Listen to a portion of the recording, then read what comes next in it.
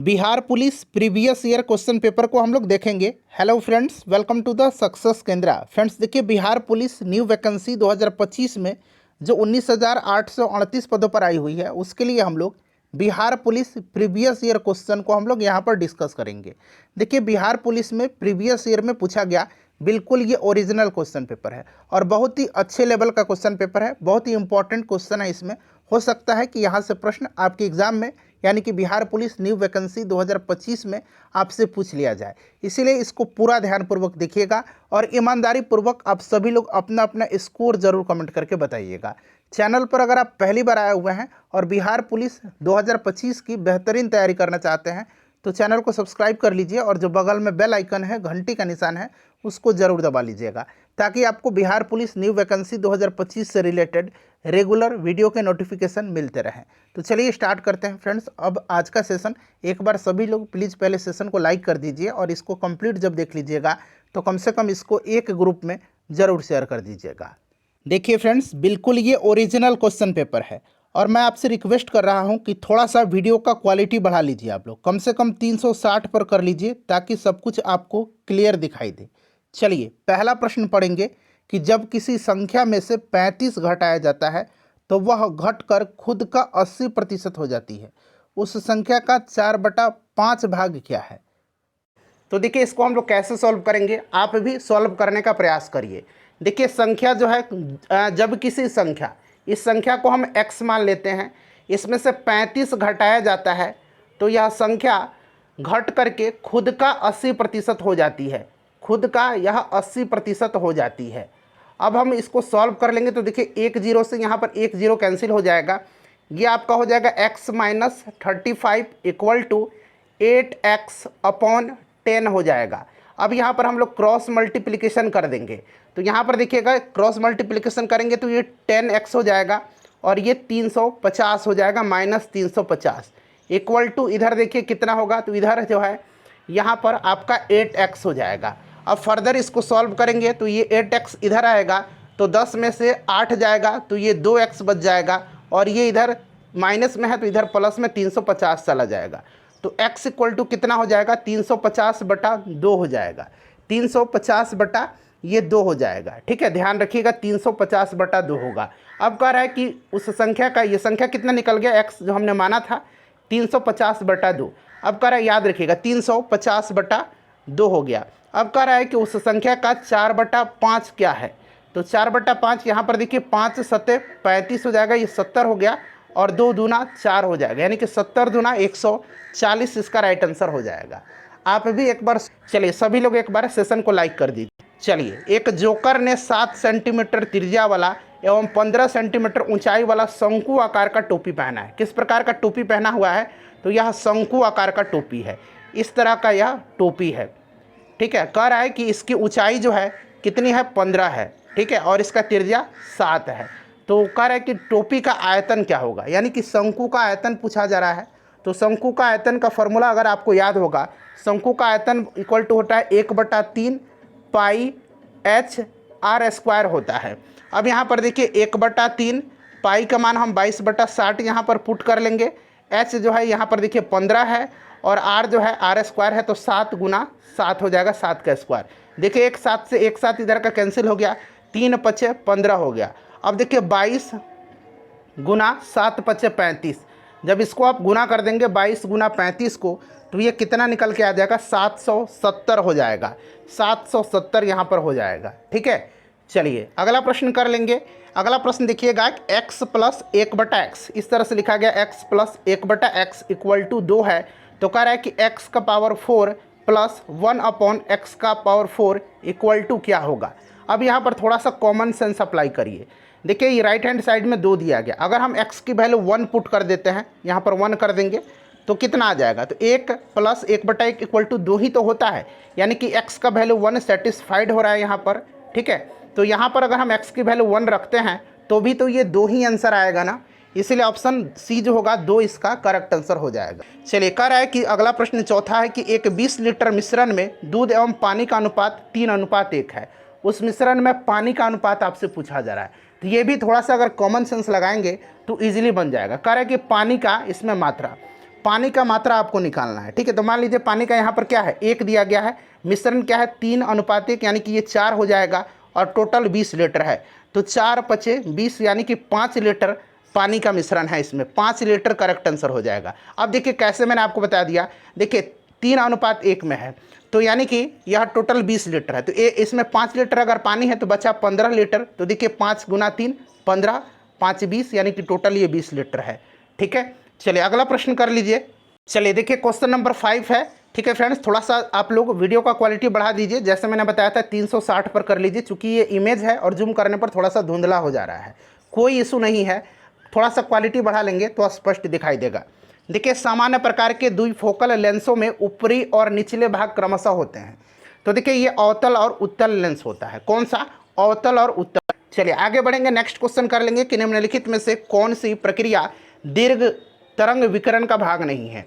Which one of the following process is not a part of long wave radiation. कौन सा इसमें से जो है दीर्घ तरंग विकिरण का भाग नहीं है। ऑप्शन में दिए गया है चालन, विखरना यानी कि स्कैटरिंग, संवहन और विकिरण। कौन सा भाग नहीं है? थोड़ा सा और जूम करता हूँ ताकि आपको दिखाई दे।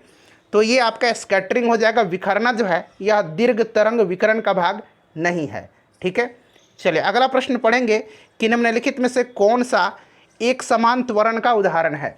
साइंस का प्रश्न है, एक समान त्वरण का उदाहरण इनमें से कौन सा है। ऑप्शन ए में कह रहा है कि एक मुक्त गिरने वाली वस्तु की गति, बी कह रहा है एक ढलान पर लुढ़कती हुई गेंद की गति, ऑप्शन सी कह रहा है कि ए और बी दोनों है, और ऑप्शन डी कह रहा है कि उपरोक्त में से कोई नहीं होगा। तो राइट आंसर इसका क्या हो जाएगा? आंसर फटाफट कमेंट करिए। राइट आंसर इसका ऑप्शन नंबर सी हो जाएगा, ए और बी दोनों जो है यह एक समान त्वरण का उदाहरण है।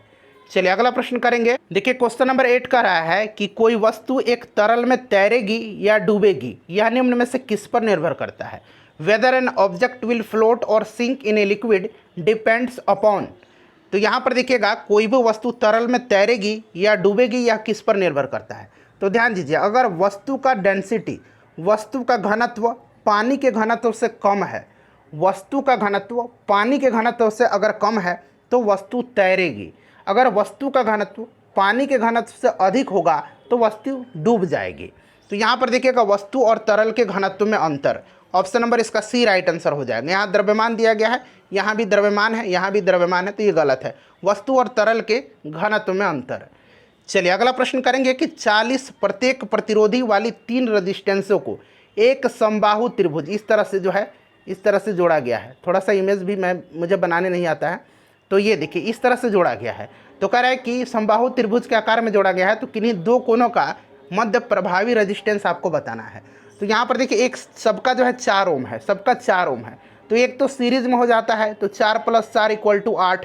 ये प्रश्न ऑलरेडी मैंने अभी आपको बिहार पुलिस के लिए ही कराया हुआ था, और ये एक 8 ओम हो गया, और एक समानांतर में हो जाता है, एक समानांतर में हो जाता है। ठीक है, एक जो है समानांतर में हो जाता है, तो 1 समानांतर वाला क्या होगा, 1/8 हो जाएगा, और एक 1/4 हो जाएगा। इसका एलसीएम 8 हो जाएगा, तो 1 + 2 हो जाएगा, यानी कि ये 3/8 हो जाएगा। 1/r = है ये 3/8, तो r = कितना हो जाएगा, 8/3 हो जाएगा। ये उलट जाएगा तो 8/3 ओम हो जाएगा ऑप्शन नंबर बी में। क्लियर है? चलिए आगे बढ़ते हैं, नेक्स्ट क्वेश्चन करेंगे कि ध्वनि तरंगे किसमें सबसे तेज गति से चलती है। ध्वनि निर्वात में गमन नहीं करती है। इस बात को ध्यान रखिएगा, क्योंकि ध्वनि को गमन करने के लिए माध्यम की आवश्यकता होती है, और निर्वात में कोई भी माध्यम नहीं होता है। तो वैक्यूम तो खत्म हो गया। ठीक है, आपने पढ़ा भी कि ठोस में ध्वनि का वेग सबसे ज़्यादा होता है, तो यहाँ पर देखिएगा ठोस इसका राइट आंसर हो जाएगा। चलिए आगे बढ़ते हैं, अगला प्रश्न करेंगे। देखिए क्वेश्चन नंबर 11 का रहा है कि आर्यों का मूल निवास कहाँ था। देखिए फ्रेंड्स, यहाँ आर्यों का मूल निवास कहाँ था, इस पर जो है विद्वानों का मतभेद है, बट सबसे ऑथेंटिक जो माना जा रहा है वो है आपका एशिया माइनर। तो ऑप्शन यहाँ पर बी करेक्ट आंसर हो जाएगा। चलिए नेक्स्ट क्वेश्चन कर लेंगे। इसके बाद देखिएगा कि भारत के ग्रैंड ओल्ड मैन के रूप में किसे जाना जाता है। भारत के ग्रैंड ओल्ड मैन के रूप में किसको जाना जाता है, तो ये आपको भी पता है। ऑप्शन में क्या है, दादा भाई नौरोजी दिया गया, पहला ही आंसर सही होगा। ठीक है, poverty and un British rule in India नामक पुस्तक इन्होंने लिखा है, याद रखिएगा। 1906 का जो कलकत्ता अधिवेशन हुआ था, इसकी अध्यक्षता इन्होंने किया था। ठीक है, चलिए उसके बाद नेक्स्ट क्वेश्चन पढ़ लीजिएगा कि सविनय अवज्ञा आंदोलन के बारे में निम्नलिखित में से कौन सा कथन सही है। चलिए बताइएगा कौन सा कथन सही है। इसकी शुरुआत गांधी जी के चंपारण सत्याग्रह के साथ हुई थी। नहीं, चंपारण सत्याग्रह तो 1917 में हुआ था और सविनय अवज्ञा 1930 में हुआ था। ठीक है, तो ये गलत हो जाएगा। गांधी इरविन समझौते के तहत कांग्रेस सविनय अवज्ञा आंदोलन छोड़ने को तैयार थी, बिल्कुल तैयार थी। यही वाला जो है ये सही दिया गया है। ठीक है, गांधी इरविन समझौता 5 मार्च 1931 को हुआ था। ठीक है, चलिए ऑप्शन बी इसका राइट आंसर हो जाएगा। अगला प्रश्न कर लेंगे। क्वेश्चन नंबर अब हमारा 14 है, 14 नंबर क्वेश्चन। अब देखिए 14 नंबर प्रश्न को जरा ध्यान से पढ़िएगा। कह रहा है कि उत्तर वैदिक काल में इंद्र का स्थान किस देवता को मिला था। उत्तर वैदिक काल में, तो उत्तर वैदिक काल में इंद्र का स्थान जो था वो मिला था प्रजापति को। ठीक है, प्रजापति राइट आंसर इसका हो जाएगा, प्रजापति। प्रजापति ध्यान रखिएगा। ठीक है, चलिए नेक्स्ट क्वेश्चन है हमारा कि भारतीय राष्ट्रीय कांग्रेस के प्रथम अधिवेशन की अध्यक्षता किसने किया था। भारतीय राष्ट्रीय कांग्रेस के प्रथम अधिवेशन के अध्यक्ष था। इसको एक एग्ज़ाम के तौर पर लगाइए, समझिए कि आप पेपर दे रहे हैं और सभी लोग अपना अपना स्कोर कमेंट करके बताइए। और फ्रेंड्स प्लीज़ एक बार जल्दी से सभी लोग जिन्होंने लाइक नहीं किया है एक बार सेशन को लाइक कर दीजिए। सभी लोग एक बार लाइक कर देंगे। चलिए, तो ये आपका WC बनर्जी थे, व्योमेश चंद्र बनर्जी। यहाँ पर देखिए व्योमेश यहाँ पर अंग्रेजी में सही लिखा गया है, हिंदी में क्या किया गया, उमेश चंद्र बनर्जी लिख दिया गया है। तो यहाँ पर ऑप्शन डी हो जाएगा, चूँकि अंग्रेजी में सही लिखा गया है तो डी आंसर ही अंग्रेजी वाला ही मान्य होता है। क्लियर। 1885 में हुआ था बम्बई में, इसकी अध्यक्षता WC बनर्जी ने किया था। और भारतीय राष्ट्रीय कांग्रेस की स्थापना भी 1885 में हुआ था, A.O. ह्यूम ने किया था। यहाँ पर देखिए A.O. ह्यूम दिया गया है। क्लियर। चलिए उसके बाद देखिएगा कि निम्नलिखित में से कौन सही रूप से सुमेलित नहीं है। सुमेलित, अलाई दरवाज़ा का निर्माण किसने करवाया था, अलाउद्दीन खिलजी ने, सही दिया गया है। कुतुब मीनार का निर्माण कर शुरू करवाया था इल्तुतमिश ने और पूरा किया था कुतुबुद्दीन ऐबक ने शुरू करवाया था और पूरा किया था इल्तुतमिश ने, सही है। हिसार ये फिरोज शाह तुगलक ने स्थापित किया था। जमात खाना मस्जिद जो है ये बलबन ने नहीं स्थापित किया था। जमात खाना मस्जिद जो है इसकी स्थापना करवाया था अलाउद्दीन खिलजी का पुत्र खिज्र खान ने। अलाउद्दीन खिलजी का पुत्र खिज्र खान ने। ठीक है, तो ऑप्शन नंबर बी जो है यह सुमेलित नहीं है। याद रखिएगा जमात खाना मस्जिद का निर्माण किसने करवाया था, तो खिज्र खान ने, अलाउद्दीन खिलजी का पुत्र खिज्र खान ने। ठीक है, चलिए अगला प्रश्न करेंगे। अब देखिए क्वेश्चन नंबर 17 क्या कर रहा है कि निम्नलिखित में से किसने कहा कि कांग्रेस वास्तव में हथियारों के बिना गृह युद्ध है। या किसने कहा था, किसका स्टेटमेंट है कि कांग्रेस वास्तव में हथियारों के बिना गृह युद्ध है। तो ये कहा था सर सैयद अहमद खान ने। किसने कहा था, सर सैयद अहमद खान ने कहा था। चलिए उसके बाद देखिएगा कि किस युद्ध में हार के बाद नेपोलियन को सेंट हेलेना द्वीप पर निर्वासित कर दिया गया था। ये प्रश्न हूबहू पूछ लिया गया था जो मैंने कराया था। तो 1815 के वाटरलू के बाद, ठीक है, 1815 के वाटरलू के युद्ध के बाद सेंट हेलेना द्वीप पर इसको निर्वासित कर दिया गया था, जहां 1821 में इसकी मृत्यु हो गई थी। चलिए ध्यान रखिएगा, इंपॉर्टेंट क्वेश्चन है ये। उसके बाद देखिए अंग्रेजी का प्रश्न है कि most appropriate antonym of the given word, यानी कि उल्टा शब्द बताना है फ्रीक्वेंट का। फ्रीक्वेंट का मतलब होता है अक्सर। ठीक है, फ्रीक्वेंट का मतलब अक्सर होता है और ओकेजनल का कभी कभी होता है।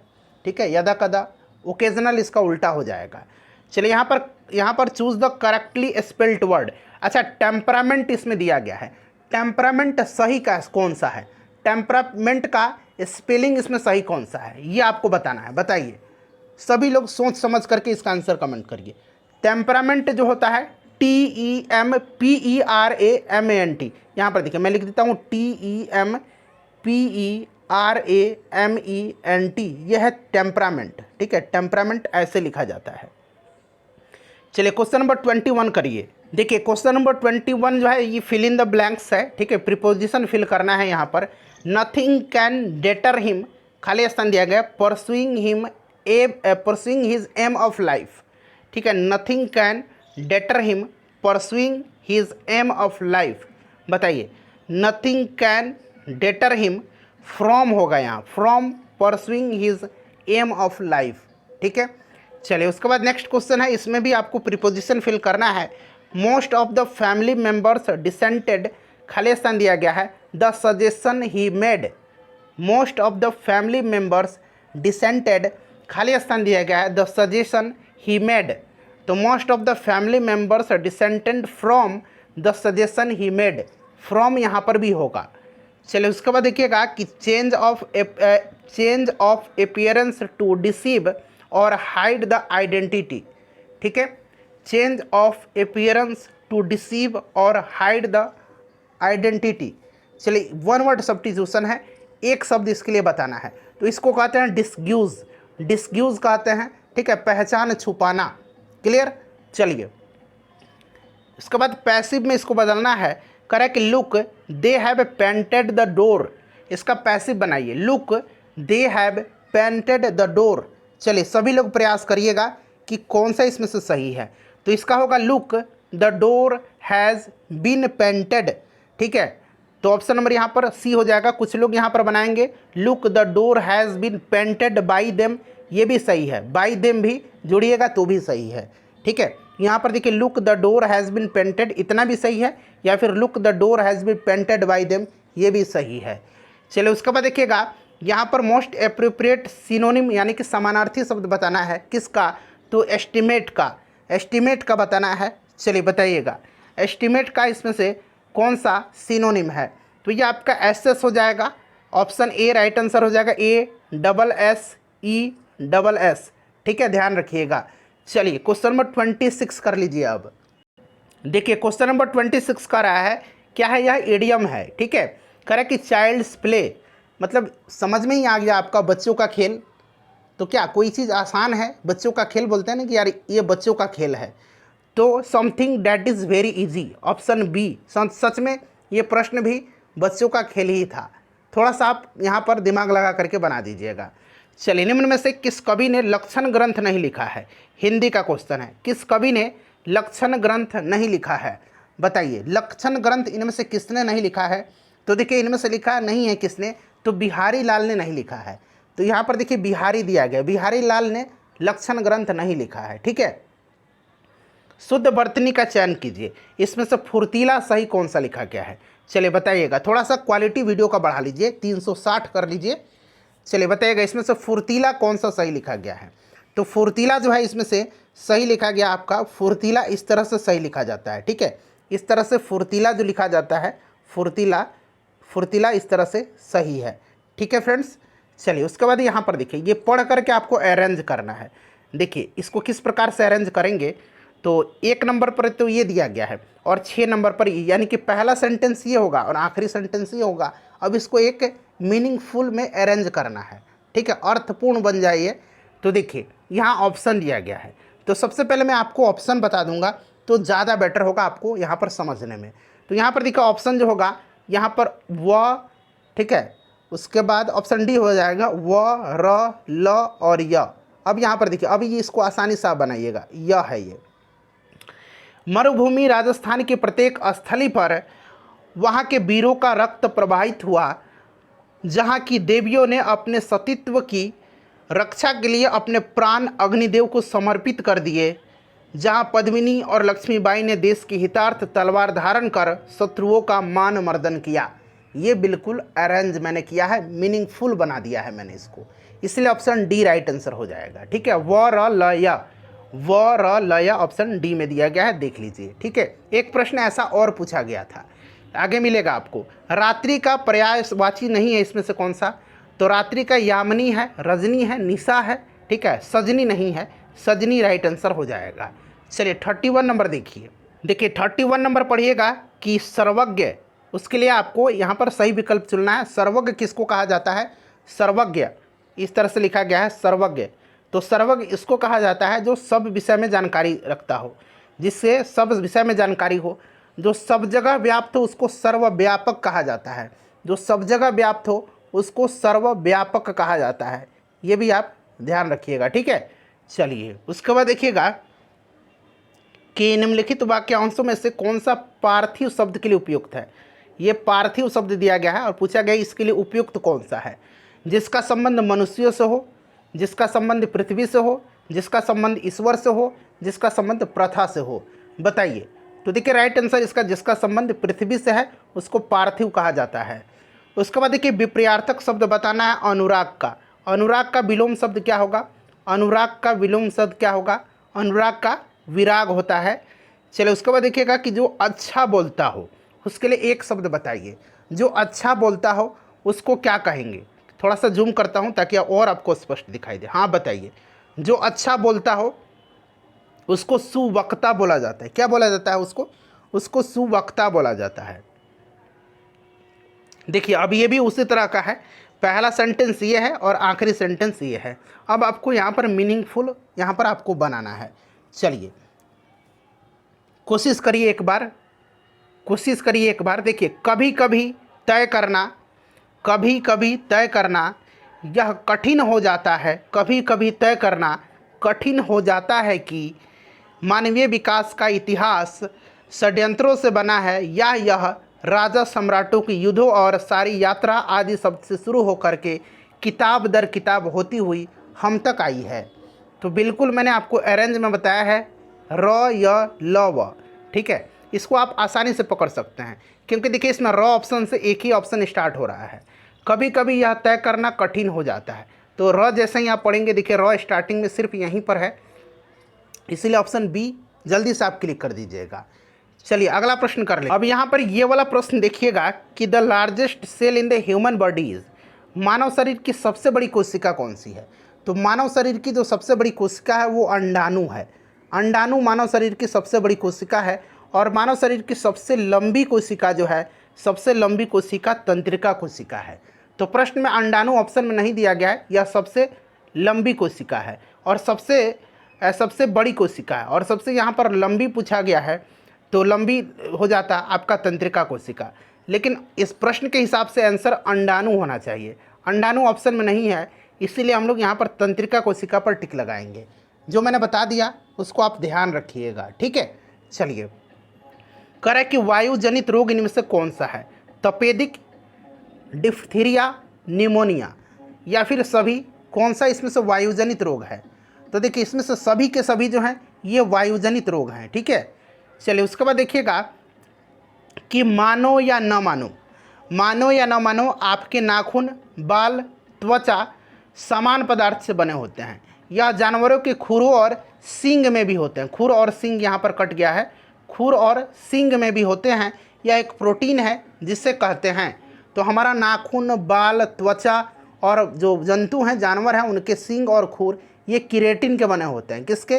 केराटिन के बने होते हैं, ध्यान रखिएगा। निम्नलिखित में से कौन सा मनुष्य में अवशेषी अंग का उदाहरण है? अवशेषी अंग जिनका व्यक्ति कम उपयोग करता है और उनकी वृद्धि जो है वो रुक जाती है, अवशेषी अंग कहलाते हैं। अपेंडिक्स जो है ये अवशेषी अंग है। साथ ही साथ यहाँ पर देखिए ईयर मसल्स जो है, कान की मांसपेशी, ये भी अवशेषी अंग ही है हमारे शरीर की। तो ऑप्शन नंबर यहाँ पर बी राइट आंसर इसका हो जाएगा, ठीक है। चलिए आगे बढ़ेंगे, 40 नंबर प्रश्न करेंगे। देखिए 40 नंबर क्वेश्चन आसान पूछ लिया गया है कि किसके संचय के कारण मांसपेशियों में थकान होती है? तो मांसपेशियों में थकान जो होती है ये लैक्टिक एसिड के कारण होती है। आपको भी पता है लैक्टिक अम्ल इसका राइट आंसर हो जाएगा। चलिए उसके बाद देखिएगा कि जीवित सरल ऊतक जो पौधे के बढ़ते भागों को सहारा प्रदान करता है वह है। देखिए वनस्पति विज्ञान का एक मैंने थ्योरेटिकल चैप्टर कराया हुआ है, अगर आप उसको देख लेंगे तो ये सब प्रश्न आप बना देंगे। देख लीजिएगा भाई, प्रश्न 2-3 पूछा जाएगा वनस्पति विज्ञान से, ठीक है। तो ये आपका कोलेनकाइमा हो जाएगा। कौन सा? कोलेनकाइमा जो है यह जीवित सरल ऊतक है जो पौधों को बढ़ते भागों को सहारा प्रदान करता है, ठीक है। चलिए उसके बाद देखिए पादप कोशिकाओं में तीक्ष्णता और कठोरता किसके कारण प्रदान की जाती है? किसके द्वारा प्रदान की जाती है? पादप कोशिकाओं में तीक्ष्णता और कठोरता किसके द्वारा प्रदान की जाती है? तो ये प्रदान की जाती है कोशिका रस से भरी रिक्तिकाएं के द्वारा। ऑप्शन डी राइट आंसर हो जाएगा। ये एकदम हूबहू लूसेंट का क्वेश्चन है, ठीक है। चलिए आगे बढ़ेंगे, नेक्स्ट क्वेश्चन कर लेंगे कि निम्नलिखित में से कौन सा ऊतक, देखिए ये तीनों जंतु विज्ञान से ही पूछे गए, वनस्पति विज्ञान से। वनस्पति विज्ञान से, जंतु विज्ञान का अलग टॉपिक है। वनस्पति विज्ञान के ये तीनों प्रश्न आपको लाइन से मिल गया। कौन सा ऊतक पौधे के तनों का घेरा बढ़ाने के लिए उत्तरदायी है? कौन सा है? तो ये लैटरल मेरिस्टेम है, यानी कि पार्श्व प्रविभाजी, ठीक है, पार्श्व प्रविभाजी, ध्यान रखिएगा। चलिए अगला प्रश्न 42 नंबर करिए। चलिए नेक्स्ट क्वेश्चन 44 है, चूँकि हमने 43 किया था, गलती से मैंने 42 बोल दिया था आपको। 43 के बाद 44 है कि समुद्र के पानी से नमक को अलग करने के लिए निम्नलिखित में से किस विधि का उपयोग किया जाता है? समुद्र के पानी से नमक को अलग करने के लिए किस विधि का उपयोग किया जाता है? तो यह विधि जो है, यह विधि वाष्पीकरण भी है और क्रिस्टलीकरण भी है, ठीक है। इवोपरेशन एंड क्रिस्टलाइजेशन, ठीक है। तो क्रिस्टलीकरण और वाष्पीकरण, ए और सी दोनों राइट आंसर हो जाएगा। करेक्ट किसमें से किसमें सबसे अधिक न्यूट्रॉन है, तो न्यूट्रॉन निकालने के लिए तरीका आपको पता है, ऊपर वाले से नीचे वाले को घटा दीजिए, एटॉमिक मास से एटॉमिक नंबर को। तो देखिए 59 में से 26 जाएगा तो कितना बचेगा, तो ये 33 बचेगा। यहाँ पर देखिएगा 61 में से 29 जाएगा तो कितना बचेगा, तो ये 32 बचेगा। यहाँ देखिए 60 में से 30 गया 30 बचा, 61 में से 30 गया 31 बचा। तो किसमें न्यूट्रॉन अधिक है, तो ऑप्शन ए में। क्लियर। चलिए, बुलेट प्रूफ स्क्रीन में निम्नलिखित में से किस शीशा का प्रयोग किया जाता है, बताइए। बुलेट प्रूफ स्क्रीन में किस शीशा का प्रयोग किया जाता है। चलिए सभी लोग जल्दी से आंसर कमेंट करिए, और एक बार प्लीज़ फ्रेंड्स सेशन को लाइक कर दीजिए। मैं आपके लिए लगातार प्रयास कर रहा हूं कि किस प्रकार से आपकी बेहतरीन तैयारी हो सके, यह मेरा हमेशा से प्रयास रहता है। चलिए, तो यह आपका कौन सा कांच हो जाएगा, रीइंफोर्स्ड कांच हो जाएगा। रीइंफोर्स्ड कांच यानी कि प्रबलित ग्लास, ठीक है, याद रखिएगा। चलिए, कह रहा है कि एक तत्व X है, उसका परमाणु क्रमांक 16 है। अच्छा, परमाणु क्रमांक 16 किसका होता है, पहले आप बता दीजिए। तो ये सल्फर का 16 होता है, सल्फर का 16 होता है। तो अब बताइए कि सल्फर क्या है, धातु है, अधातु है, उपधातु है, क्या है। तो यह एक अधातु है, नॉन मेटल है, ठीक है, अधातु है, ध्यान रखिएगा। चलिए आगे बढ़ेंगे, 48 नंबर करेंगे। देखिए 48 नंबर प्रश्न खड़ा है कि कार्बन टेट्राक्लोराइड और पानी के मिश्रण को अलग करने के लिए निम्न में से किस तकनीक का उपयोग किया जाता है। कार्बन टेट्राक्लोराइड और पानी के मिश्रण को अलग करने के लिए किस तकनीक का उपयोग किया जाता है, बताइए यह कौन सी तकनीक है। तो फ्रेंड्स यह तकनीक जो है इसका नाम है, कौन सा तकनीक बताइए। राइट आंसर इसका क्या हो जाएगा, सेपरेटिंग फनल, ठीक है, सेपरेटिंग फनल इसका करेक्ट आंसर हो जाएगा। चलिए उसके बाद नेक्स्ट क्वेश्चन है हमारा कि एक घोल में 405 ग्राम पानी है और 50 ग्राम सामान्य नमक है। घोल की सांद्रता आपसे पूछा जा रहा है। तो घोल की सांद्रता मास ऑफ सॉल्यूट बटा mass of solution, mass of solute है ये, और ये मास ऑफ सॉल्यूशन है, ठीक है, गुना 100 कर दीजिए, ठीक है। अब यहाँ पर देखिए, यहाँ पर जो है, यहाँ पर आप देख सकते हैं फ्रेंड्स, मास ऑफ यहाँ पर सॉल्यूट कितना है, तो मास ऑफ सॉल्यूट 50 है, ठीक है। सॉल्वेंट कितना है, तो सॉल्वेंट यहाँ पर 450 है। तो 450 प्लस 50 कर दीजिए, तो ये 500 हो जाएगा टोटल मास ऑफ सॉल्यूशन, ठीक है। तो घोल की सांद्रता पूछ रहा है, तो 50 बटा 500, ये 500 हो जाएगा, गुना 100। तो देखिए 2 0 से 2 0 कट जाएगा, 5 दहियाँ 10, 50 हो जाएगा, यानी कि 10% इसका करेक्ट आंसर हो जाएगा। चलिए आगे बढ़ते हैं कि वर्मी कंपोस्ट होता है, वर्मी कंपोस्ट होता है, बताइए। एक अकार्बनिक उर्वरक, एक विषैला पदार्थ, एक जैविक जैव उर्वरक, एक कृत्रिम उर्वरक, बताइए वर्मी कंपोस्ट क्या है। तो फ्रेंड्स यह एक ऑर्गेनिक बायो फर्टिलाइज़र है, ठीक है। चलिए उसके बाद देखिएगा कि निम्नलिखित प्रश्न में से दिए गए विकल्पों में से संबंधित शब्द का चयन करिए। वनस्पति विज्ञान में पौधे का अध्ययन होता है, तो कीट विज्ञान में किसका होगा। तो यहाँ पर कीड़ा दिया गया है, सीधे से बात है। यहाँ पर देखिए एंटोमोलॉजी, अंग्रेजी में भी लिखा गया है, कीटों का अध्ययन एंटोमोलॉजी कहलाता है, ये मैंने आपको पढ़ाया भी है। चलिए आगे बढ़ें। अब यहाँ पर देखिए ये प्रश्न रीजनिंग का क्वेश्चन आ गया है। कह रहा है कि निम्नलिखित जानकारी को ध्यान से पढ़िए और दिए गए प्रश्न का उत्तर दीजिए। कह रहा है कि 8 मित्र हैं, LMPQ RST भी, और क्या हुए हैं कि ये केंद्र की ओर मुँह करके वृत्त पर बैठे हुए, यानी कि ये वृत्त हो गया। 8 फ्रेंड है, मैं पहले से ही 8 आपको बना देता हूँ, ठीक है। चलिए 8 दोस्त हो गए, केंद्र की ओर, सेंटर की ओर मुँह करके सब लोग बैठे हुए हैं, इस तरफ मुँह करके बैठे हुए हैं सब लोग, ठीक है। अब प्रश्न को ज़रा ध्यान से पढ़िएगा। देखिए कह रहा है यहाँ से कि LM के दाएं तीसरे स्थान पर बैठा है। L जो है, L ये मान लीजिए यहाँ पर M बैठा हुआ है, L जो है M के दाएं तीसरे नंबर पर, तो दाएं इस साइड होगा 1 2 3, यहाँ की यहाँ पर L बैठा हुआ है, ठीक है। अब कह रहा है कि LP के बाएं दूसरे स्थान पर है। LP के बाएं, L अब P का बाएं इधर होगा, क्योंकि केंद्र की तरफ मुँह है, तो LP के बाएं दूसरे नंबर पर है, ठीक है। देखिए सेटिस्फाइड हो रहा है यहाँ तक। R और S एक दूसरे के पास बैठे हुए हैं, R और S जो हैं ये एक दूसरे के पास बैठे हुए हैं, R और S बिल्कुल अगल बगल में बैठे हुए हैं, ये भी हो गया।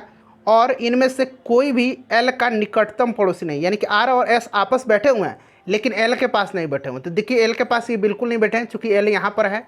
उसके बाद कह रहा है Q T के दाएँ दूसरे तरफ है, Q जो है यहाँ पर बैठा हुआ है और T मान लीजिए यहाँ पर है, T के दाएं दूसरे ओर है।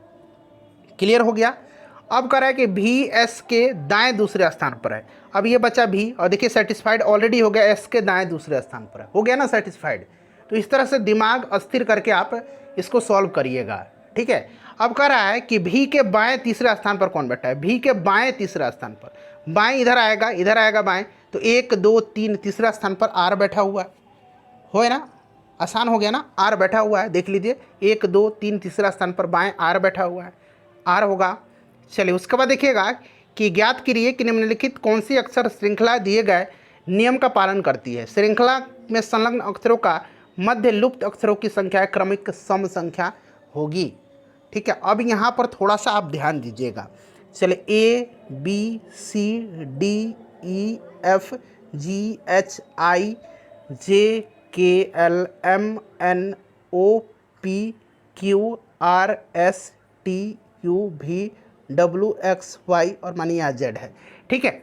अब देखिए यहाँ पर देखिए सम संख्या 2 का, तो फिर यहाँ पर A छूट गया, ठीक है, यहाँ पर छोड़ दीजिए, तो अब 2 के बाद 4 होगा, 1 2 3 4, यहाँ पर 4 हो गया, मतलब ये। अब फिर इसको छोड़िए और यहाँ पर अब 4 के बाद ये आपका 6 होगा, 1 2 3 4 5 6, ठीक है, ये 6 हो गया। फिर P को छोड़ दीजिए, 6 के बाद अब 8 होगा, 1 2 3 4 5 6 7 8, ठीक है। अब बच गया यहाँ पर Y, तो यहीं बन रहा है ADI और Y, PY, ADIP और Y, ADIPY, ऑप्शन C हो जाएगा, ठीक है। चलिए उसके बाद कह रहा है कि 6 दोस्त फिर से सर्किल पर केंद्र की ओर मुंह करके बैठे हुए हैं। 6 दोस्त हैं, ठीक है, 1 2 3 4, अभी 4 ही मैं बना लेता हूं, और एक यहाँ पर, चलिए 5वां मैंने बना लिया, और एक यहाँ पर मैं 6ठा बना लेता हूं, ठीक है। चलिए उसके बाद देखिए कह रहा है कि 6 दोस्त जो है केंद्र की ओर मुँह करके बैठे हुए हैं। दीपा, प्रकाश और पंकज, दीपा जो है यहाँ पर देखिए, दीपा ये प्रकाश और पंकज के बीच में बैठी हुई है। मान लीजिए ये दीपा कोई लड़की है, कह रहा है कि यह पंकज और प्रकाश के बीच में बैठे हुए, प्रकाश और पंकज के बीच में बैठे हुए, यहाँ पर पंकज है। चलिए यहाँ तक समझ में आ गया। अब कह रहे हैं कि प्रीति मुकेश और ललित के बीच में है। प्रीति जो है, प्रीति यहाँ पर मान लीजिए ये प्रीति है, प्रीति कह रहा है कि मुकेश और ललित के बीच में है, ठीक है। अब आगे एक स्टेप पढ़िएगा, ठीक है। कह रहा है कि प्रकाश और मुकेश एक दूसरे के विपरीत हैं। प्रीति जो है या मुकेश और ललित के बीच में बैठे हुए हैं, मुकेश और ललित के बीच में बैठे हुए, ठीक है। और प्रकाश और मुकेश एक दूसरे के विपरीत हैं, तो ये तो सेटिस्फाइड नहीं होगा, मुकेश को हमको यहाँ रखना पड़ेगा, क्योंकि मुकेश और प्रकाश एक दूसरे के देखिए विपरीत बैठे हुए हैं। अब यहाँ पर ललित आ जाएगा, ठीक है, तो ये 6 फ्रेंड हो गए पूरे। अब कह रहा है कि प्रकाश के दाएं ओर कौन बैठा हो, तो प्रकाश के दाएं ललित बैठा हुआ है, प्रकाश के दाएं, क्योंकि ये केंद्र की ओर मुँह करके बैठे हुए हैं, तो ललित होगा इसका राइट आंसर, समझ गए ना। चलिए अगला प्रश्न करेंगे। देखिए 55 नंबर का रहा है कि निम्नलिखित में से कौन आंध्र प्रदेश की नई राजधानी। अब देखिए यहाँ पर कि आंध्र प्रदेश जो है उसकी नई राजधानी कहाँ है। देखिए उस समय जो थे जगन मोहन रेड्डी आंध्र प्रदेश के मुख्यमंत्री थे, और उन्होंने जो है राजधानी आंध्र प्रदेश की बनाए जाने की घोषणा विशाखापट्टनम किया था। उस समय का ये करंट का क्वेश्चन है। बट जब अब चंद्रबाबू नायडू सीएम बन गए हैं आंध्र प्रदेश का, तो उन्होंने घोषणा किया है कि राजधानी जो होगी आंध्र प्रदेश की ये अमरावती होगी, ठीक है। तो इसे भी आप साथ साथ अब ध्यान रखिए। चलिए उसके बाद देखिए बिहार सरकार ने जो है गरीबी हटाने के लिए कौन सी योजना चालू की है। तो देखिए बिहार सरकार ने जो योजना चालू किया है उसका नाम है जीविका। कौन सी योजना है गरीबी हटाने के लिए बिहार सरकार ने योजना चालू किया है, तो ये योजना है जीविका योजना, ठीक है, इसको आप ध्यान रखिएगा। चलिए ये भी उस समय का करंट का क्वेश्चन है। देखिए प्रश्न क्या है कि किस भारतीय निशानेबाज ने जो है ISSF राइफल पिस्तौल विश्व कप 2023 में 10 मीटर एयर पिस्तौल प्रतियोगिता में स्वर्ण पदक जीता है। चूँकि इन्होंने उस समय गोल्ड मेडल जीता था, इसीलिए ये इम्पोर्टेंट था। तो ये Sarabjot Singh, option B Sarabjot Singh correct answer हो जाएगा। चलिए अब हम लोग अगला प्रश्न करेंगे कि who invented optical fibre. Optical fibre का आविष्कार किसने किया। ये प्रश्न मैंने करा दिया आपको, आंसर जल्दी बता दीजिए। नरेंद्र कापानी ने किया था, ठीक है। चलिए उसके बाद देखिएगा कि 1 ग्राम यूरेनियम लगभग कितने समान ऊर्जा का उत्पादन करेगा। 1 ग्राम यूरेनियम लगभग कितने समान ऊर्जा का उत्पादन करेगा। 1 gram of uranium will produce energy equivalent to approximately 4.5 ton उच्च ग्रेनेड कोयला के बराबर, ठीक है, ध्यान रखिएगा। चलिए आगे बढ़ेंगे। कह रहा है कि एक परमाणु इकाई के क्रिटिकल बनने का अर्थ क्या है? एक परमाणु इकाई के क्रिटिकल बनने का अर्थ क्या है? चलिए बताइएगा। करेक्ट आंसर इसका क्या होगा? राइट आंसर इसका क्या होगा? तो ईंधन नाभिक में स्वतः विभाजन के कारण बनने वाली श्रृंखला प्रतिक्रिया स्थापित हो गई है। ठीक है, चलिए अगला प्रश्न करेंगे अब हम लोग 61 के बाद 62 नंबर। देखिए 62 नंबर है कि निम्नलिखित में से कौन सा अस्पताल हाल ही में कैंपस में फायर स्टेशन वाला भारत का पहला अस्पताल बन गया है? तो यह अस्पताल कौन सा है? करंट का प्रश्न है, तो ये एम्स दिल्ली है। ठीक है, चलिए उसके बाद देखिएगा कि डिजिटल नियमों में हुए बदलाव के चलते किस कंपनी ने भारत में अपना काम बंद कर दिया? डिजिटल नियम में बदलाव के कारण, तो यह कंपनी याहू कंपनी है। ठीक है, चलिए उसके बाद देखिएगा कि ओलंपिक ज्वाला किसका प्रतीक है? ओलंपिक ज्वाला जो है यह किसका प्रतीक है? ओलंपिक ज्वाला किसका प्रतीक है? तो राइट आंसर इसका क्या हो जाएगा? तो यह आंसर जो है प्राचीन और आधुनिक खेलों के बीच निरंतरता।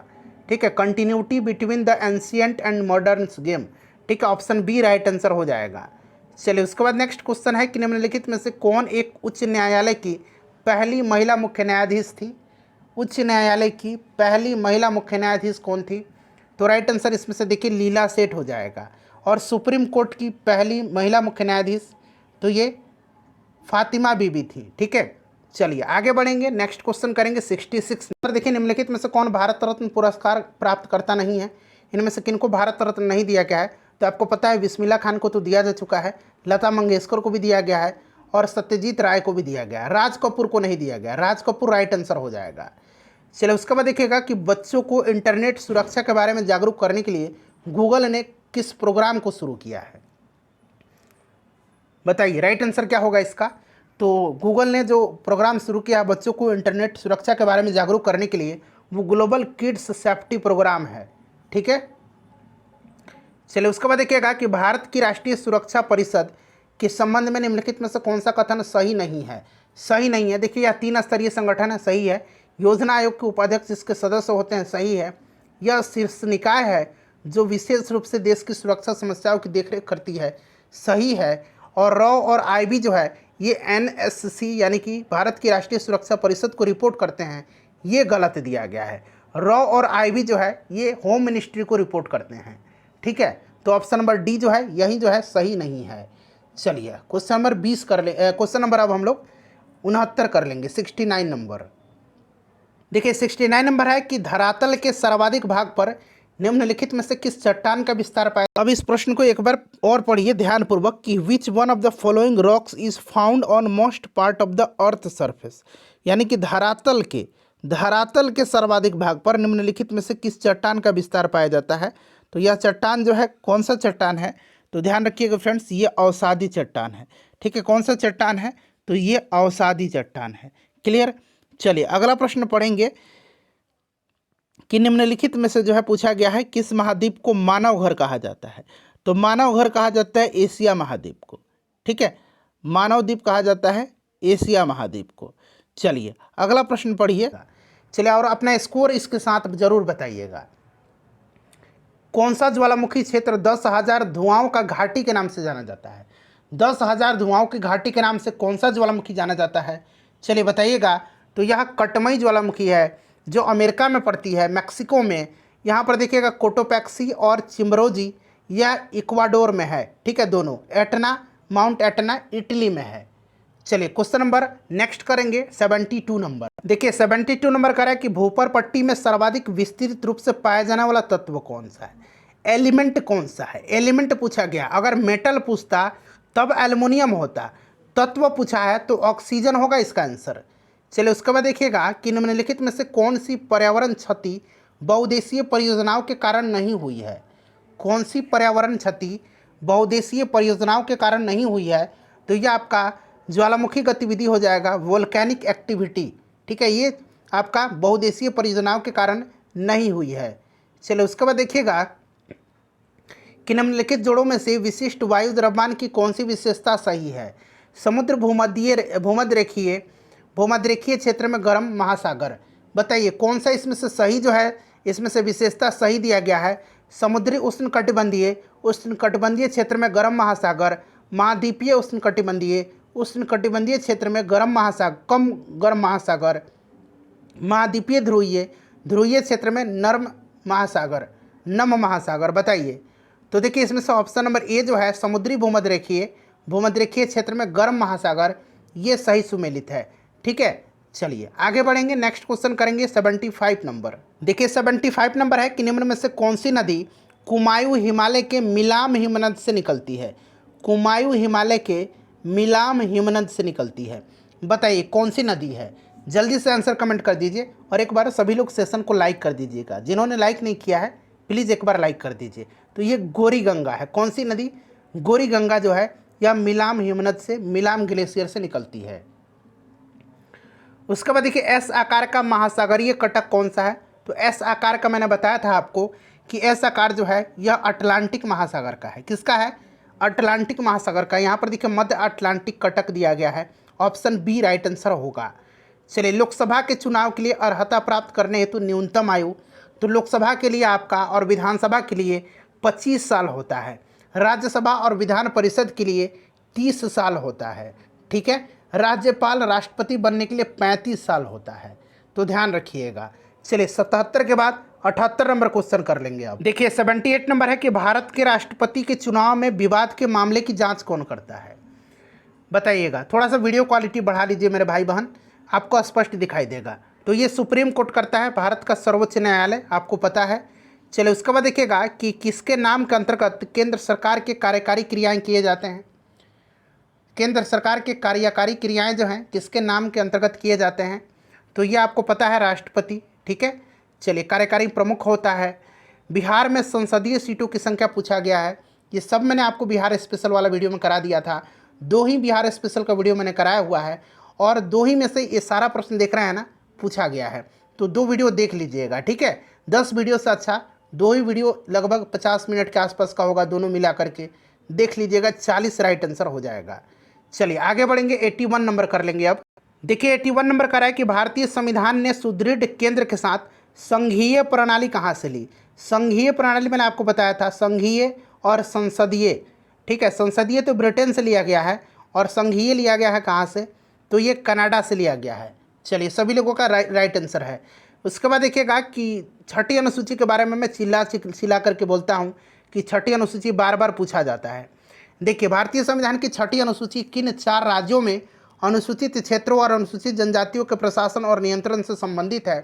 तो बताइए कौन से ये राज्य हैं 4? जल्दी से बताइए। तो ये 4 राज्य हैं असम, मेघालय, त्रिपुरा और मिजोरम। असम, मेघालय, त्रिपुरा और मिजोरम।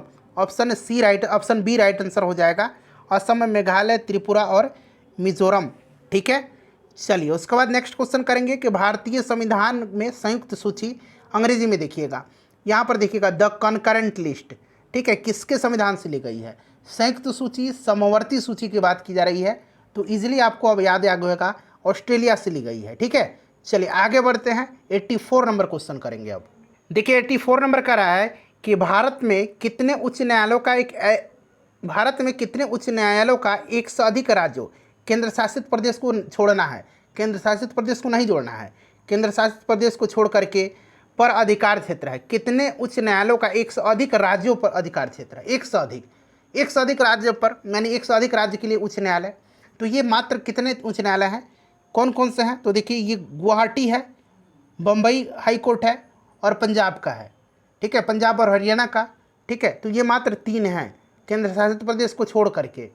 चलिए उसके बाद देखिएगा कि भारत के संपूर्ण क्षेत्र में स्वतंत्र रूप से आने वाले अधिकार भारत के संविधान के किसके अंतर्गत एक मौलिक अधिकार है?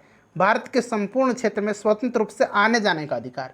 ठीक है, तो ये आपको पता है आर्टिकल 19(1) के अंतर्गत यह स्वतंत्रता का अधिकार है। ठीक है, चलिए भारतीय संविधान के किस अनुच्छेद में कानून की नियत प्रक्रिया का सिद्धांत सम्मिलित है? नियत प्रक्रिया का सिद्धांत सम्मिलित है किस अनुच्छेद में? चलिए जरा बताइए सभी लोग कमेंट करके आंसर। तो फ्रेंड्स ये आपका अनुच्छेद 21 है। ठीक है, अनुच्छेद 21 में है। चलिए उसके बाद देखिएगा कि राष्ट्रीय आय समान है। राष्ट्रीय आय समान है, तो राष्ट्रीय आय समान है बाजार मूल्य पर शुद्ध राष्ट्रीय उत्पाद का। बाजार मूल्य पर शुद्ध राष्ट्रीय उत्पाद। ठीक है, ऑप्शन सी इसका राइट आंसर हो जाएगा। चलिए अगला प्रश्न करेंगे न 88 नंबर। देखिए 88 नंबर का रहा है कि भारत ने मिश्रित अर्थव्यवस्था को चुना। बड़ा इंपॉर्टेंट क्वेश्चन है, ध्यान रखिएगा। भारत ने मिश्रित अर्थव्यवस्था को, जो दूसरा पंचवर्षीय योजना था, ठीक है ना, सेकंड 5 ईयर प्लान था, उसमें चुना था, दूसरे पंचवर्षीय योजना में। ठीक है, मिश्रित अर्थव्यवस्था को कब चुना था? तो दूसरे पंचवर्षीय योजना में चुना था। चलिए अगला प्रश्न करिए। भारत में सर्वाधिक राजस्व प्राप्ति होता है किस प्रकार के कर से? भारत में सर्वाधिक राजस्व प्राप्त होता है, बताइएगा। तो ये एक्साइज ड्यूटी से प्राप्त होता है, यानी कि उत्पाद शुल्क से। ठीक है, चलिए उसके बाद देखिएगा कि what is meant by public goods, यानी कि सार्वजनिक वस्तु का क्या अर्थ है? सार्वजनिक वस्तु का क्या अर्थ है? चलिए जरा बताइए, राइट आंसर इसका क्या हो जाएगा? तो देखिए, एक वस्तु जिसका लाभ अविभाज्य रूप से पूरे समुदाय को लाभ पहुंचाता है, यानी कि इसका राइट आंसर ऑप्शन नंबर यहाँ पर देखेंगे तो बी करेक्ट आंसर हो जाएगा। एक वस्तु जिसका लाभ अविभाज्य रूप से पूरे समुदाय को लाभ पहुंचाता है। चलिए उसके बाद नेक्स्ट क्वेश्चन 91 नंबर कर लेंगे। देखिए 91 नंबर है कि निम्नलिखित में से कौन मानव विकास सूचकांक HDI ह्यूमन डेवलपमेंट इंडेक्स का एक घटक नहीं है? इसमें से कौन सा HDI का घटक नहीं है? चलिए बताइएगा। तो देखिए इसमें से घटक नहीं होगा आपका कौन सा? तो हेल्थ एंड न्यूट्रिशन, यानी कि स्वास्थ्य और पोषण नहीं है, ध्यान रखिएगा। डाउट है तो आप सर्च कर सकते हैं कहीं भी अगर आपको डाउट है तो। चलिए उसके बाद देखिए, भारत में वाणिज्यिक बैंकिंग प्रणाली है। भारत में वाणिज्यिक बैंकिंग प्रणाली है, तो यह एक प्रकार की मिक्स्ड जो है बैंकिंग है, यानी कि मिश्रित बैंकिंग हो जाएगा, मिक्स्ड बैंकिंग है। ठीक है, याद रखिएगा।